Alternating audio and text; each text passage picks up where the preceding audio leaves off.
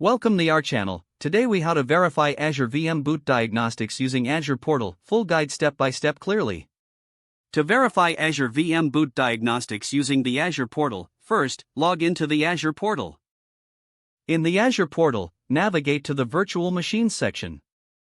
Locate and select the virtual machine you want to check. Once you're on the VMs page, look for the Boot Diagnostics option in the left-hand menu. If Boot Diagnostics is not enabled, you will need to enable it.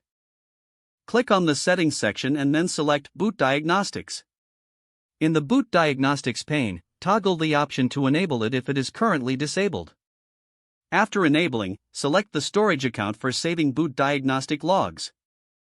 Once set, navigate back to the VM overview. In the Monitoring section, click on Boot Diagnostics. You will see a screen displaying the console output and screenshots. Check the screenshot for the current state of the virtual machine. Review the console output for any boot issues or messages. If you identify an error, note the details for troubleshooting. If needed, take a screenshot of the diagnostics information for your records. You can also access serial console logs from the same diagnostics page. Use these logs for further analysis if the VM is not booting correctly.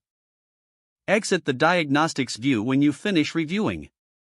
This process helps you monitor and troubleshoot Azure VM boot issues efficiently. If the page does not load, refresh the browser or try again in a private or incognito window.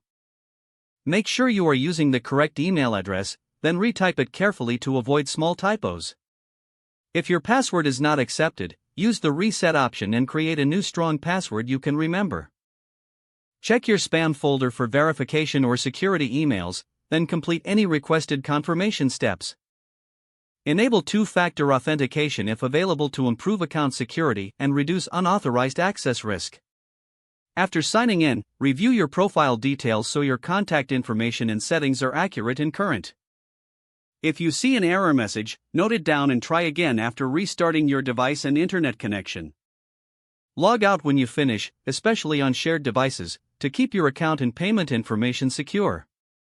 If the page does not load, refresh the browser or try again in a private or incognito window. Make sure you are using the correct email address, then retype it carefully to avoid small typos.